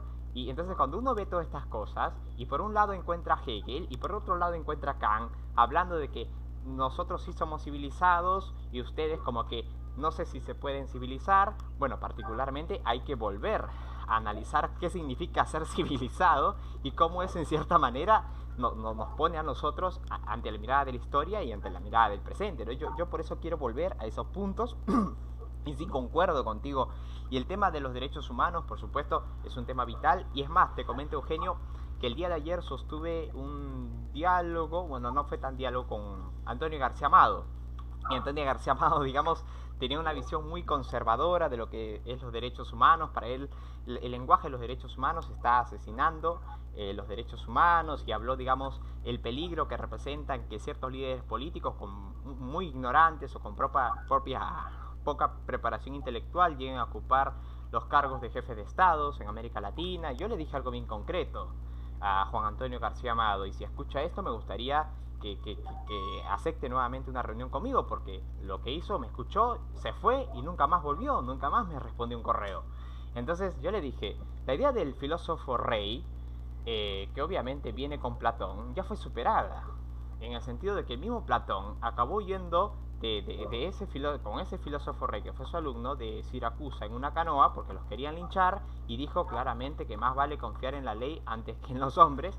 Pero más allá de eso, yo creo que si uno analiza el rol, por ejemplo, de los políticos en la monarquía y en las repúblicas, ¿no? Etcétera, etcétera, la mayoría de ellos, digamos, tiene cargos pomposos, muchos de ellos han hecho posgrados en Harvard, en Oxford, tienen muchos libros publicados, pero asimismo, digamos, han cometido cosas totalmente contraproducentes al Estado de Derecho y totalmente distantes a la defensa de los valores democráticos. Entonces doy casos concretos. Por ejemplo, la Alemania nazi. La Alemania nazi estuvo compuesta no solamente por un loco llamado Hitler, sino también por un grupo de ministros, ¿no? Y la mayoría eran gente, digamos, con mucha preparación, entre comillas, intelectual, ¿no? Y Joseph Goebbels mismo tenía una buena preparación intelectual. Entonces, eso demuestra particularmente de que si los sabios gobiernan, las cosas van a marchar de maravilla, como que es muy polémica, es muy debatible desde un punto de vista histórico. Acá en América Latina pasó igual. O sea, yo tomo el caso, por ejemplo, peruano, ¿no? El caso peruano, digamos, es un caso muy peculiar porque en el caso, por ejemplo, del primer gobierno de Alan García, que fue en el año 1985, pusieron como vicepresidente a Luis Alberto Sánchez. O sea, Luis Alberto Sánchez, desde un punto de vista teórico, un punto de vista académico, es un personaje digno de admirar en muchos sentidos. Pero cuando él llegó, digamos, a ocupar tal cargo, incluso estuvo en contra de ciertos proyectos de ley para defender la autonomía universitaria. Por ejemplo, estaba de acuerdo de que las fuerzas policíacas y militares ingresaran a las universidades estatales y empezaran a hacer las requisas, un montón de cosas así. Entonces, hay cosas que uno va viendo, y más allá de los dólares MOOC, porque es una cuestión ya muy gastada dentro de la lectura política latinoamericana, que la idea de que si los más sabios gobiernan, las cosas marchan bien, si los ignorantes gobiernan, las cosas no van a ir mucho peor. Yo creo que no es tan así. Yo creo que hace falta un componente más que el componente ético, el componente moral, que Bernardo Klinsberg, un profesor de la Universidad de Buenos Aires, muy amigo de Amartya Sen, lo relaciona directamente con el rol de las empresas privadas, ¿no? El rol ético, el rol moral que deben desempeñar las empresas privadas. Yo creo que es necesario volver a esas categorías morales sobre lo que es correcto y no es correcto, pensando en categorías del bien común más que el bien individual, para tener una visión más integral. Pero eso, sinceramente, en un continente como este parece ser, no digamos un sueño de opio, pero sí me parece que ciertas condiciones no están dadas, y la Asamblea Constituyente me parece que sí es un buen espacio para poder discutir estos tipos de temas, elaborar una constitución que refleje lo que es realmente el pueblo. Pero también me parece, y es necesario advertir esto, que una asamblea constituyente se llena de lo que hay en una sociedad, no se llena de extraterrestres. Entonces se tiene que haber, digamos, sí, una participación de muchos sectores sociales excluidos, pero también teniendo en consideración, digamos, de que lo que se va a discutir ahí y quienes van a tomar la decisión representen directamente las necesidades de los pueblos marginados. No necesariamente en una lógica de voto, sino en una lógica de compromiso con resolverlo, porque hay gente que dice, no, porque esa persona viene del Perú profundo, va a votar por tal. Ya tuvimos el caso de Toledo, lo cual, por supuesto, sinceramente es muy decepcionante. Ahora lo quieren traer de Estados Unidos, y dos profesores liberales de Harvard están ahí mandando cartitas al secretario de la Casa Blanca para que todo esto se dilate. Pero el caso de Pedro Castillo es un caso muy polémico y muy distante del de Toledo, porque acá lo que prima es el racismo que no se ha superado. Y es bien paradójico, y vuelvo acá y termino acá con una frase que está en flor de boca en la sociedad peruana, y que paradójicamente, a pesar de estar en flor de boca, es muy practicada, es una práctica consuetudinaria, ¿no?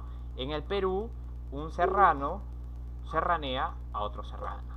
Y es paradójico que el término serrano se ha visto como algo despectivo cuando España y muchos países que no pertenecen a este pueblo también tienen sierra, al igual que tienen costa. Es una cuestión más geográfica que una cuestión más despectiva. Gracias.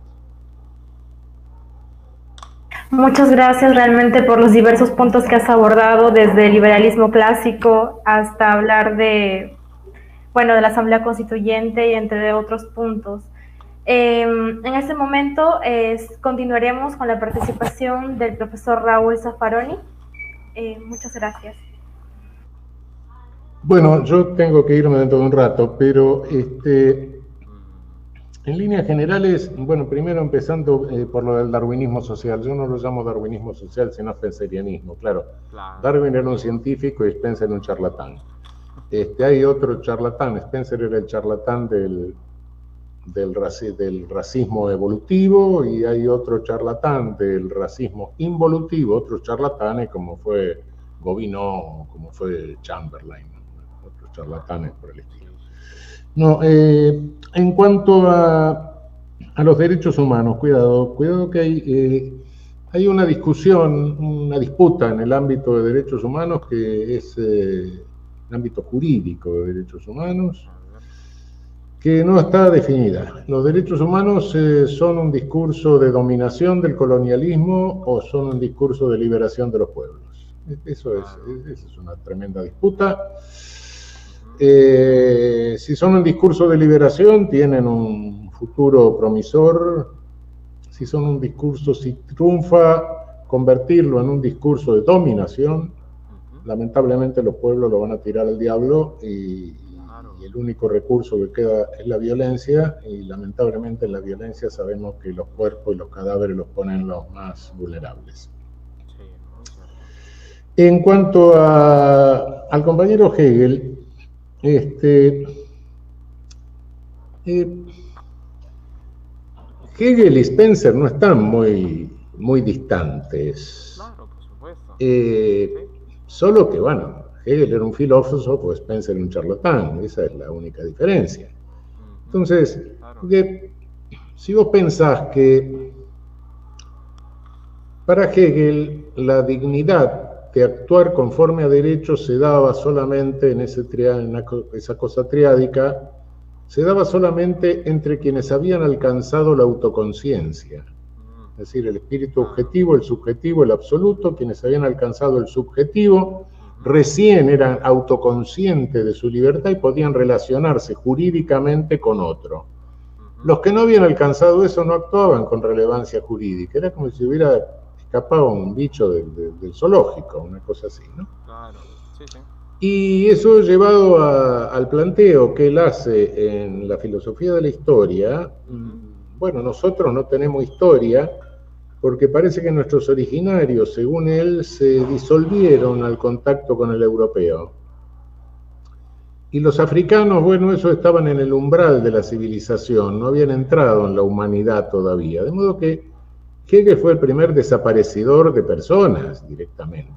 Bueno, y claro, en definitiva, ese espíritu que más que Geist parece un espectro que va avanzando matando gente por el mundo, para él se inicia en Grecia y alcanza su punto culminante donde está él. Se sienta en la punta de la flecha de la historia, por más que estar sentado en la punta de una flecha debe ser una posición incómoda, y hasta ni los latinos alcanzan el grado de conciencia del espíritu, el grado de evolución del Geist de la humanidad de él.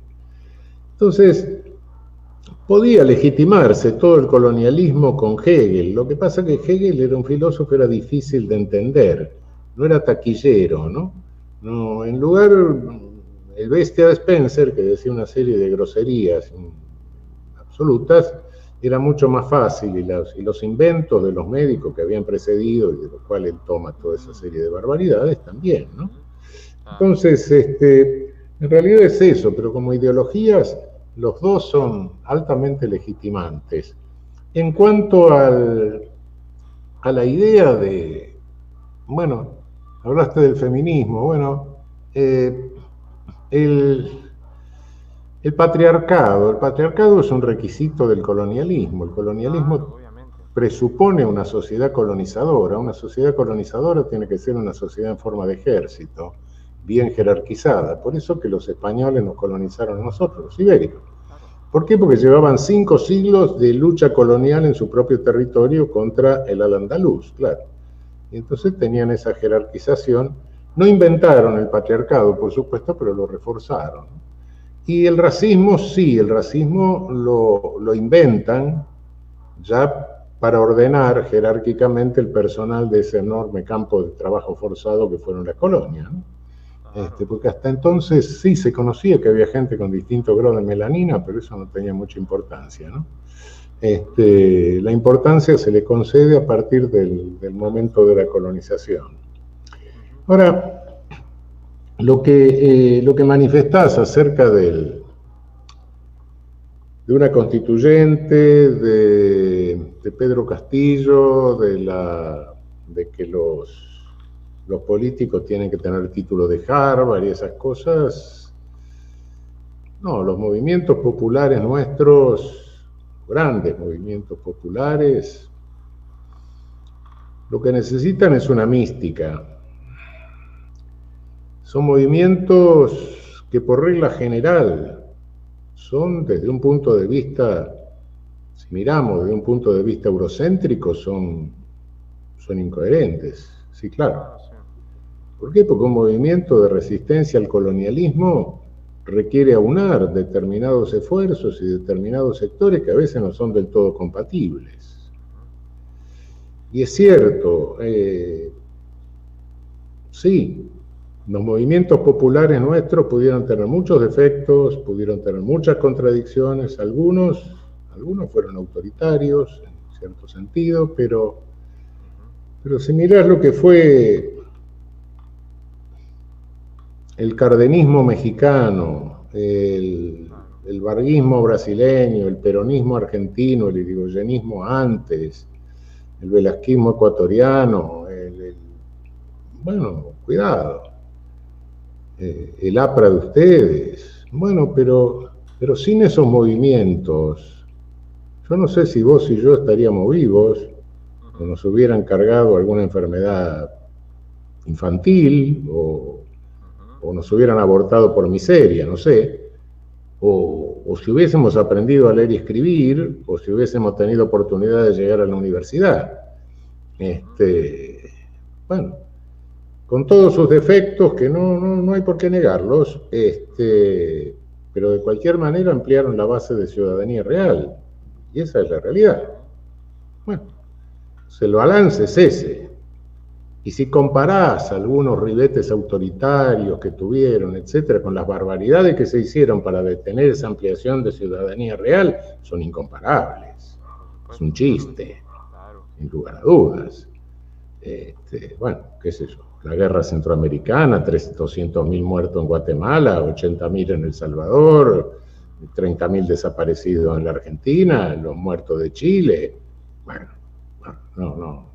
Mejor no hablar, qué sé yo. Nosotros en la Argentina hemos tenido el raro privilegio de tener la primera ciudad bombardeada, la primera capital sudamericana bombardeada del aire. ¿Y por qué? Por los gorilas, por un movimiento contrario al peronismo, ¿no? Fusilamiento sin proceso, derogación de una constitución por bando militar. Bueno, qué sé yo. Entonces, si los liberales me preguntan, le preguntaré si todo eso es liberalismo, ¿no? Y quiénes son más liberales, en definitiva, más liberales nosotros, claro. Nunca hicimos esas barbaridades. Bueno, entonces, desde el punto de vista del liberalismo político, te digo. ¿Cómo veo desde afuera lo que vos decís, lo de la constituyente? Y no sé si nunca uno puede prever lo que puede pasar políticamente, ¿no? Claro. La política siempre depende de muchas no sé, de muchas emergencias, de muchas circunstancias que son imponderables. Pero sí, hay un camino. El camino de salida es un movimiento popular. Y hoy daría la impresión en Perú que el único que lo puede encabezar sería Pedro Castillo. Ojo, no estoy haciendo no me pongo en augur, digo lo que veo hoy. El futuro depende de imponderables, es la política. Pero eso no depende de las condiciones intelectuales o de la formación intelectual, filosófica de quien lo encabece. Claro, por supuesto. Depende de la habilidad política del que lo encabece, y eso muchas veces es intuitivo. Y por otra parte, no te olvides que la resistencia nunca sale de lo intelectual, es mentira. La resistencia sale del aspecto emocional. Si resisto es porque me da bronca algo. Y si me da bronca es la injusticia de lo que estoy viviendo, y para que me dé bronca la injusticia de lo que estoy viviendo es porque tengo una concepción de un mundo más justo. También, claro. Que puede ser, cuidado, no tengo un brote místico, ojo, pero a veces sí, qué sé yo, eso lo dijo Cabral, el luchador brasileño, africano. Pero bueno, sí, efectivamente, eso sale del aspecto emocional, no vale.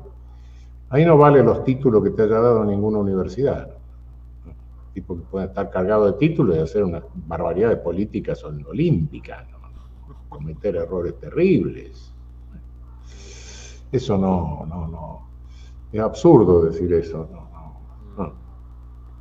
Que la habilidad política, bueno, nunca es una persona ni un pequeño grupo de personas sino depende de la habilidad. En todos los países hay equipos, depende de la habilidad en seleccionar los equipos técnicos, etcétera. Y eso es una habilidad política, no es que haya una persona ni un grupito de personas omniscientes, eso no existe en ningún lado.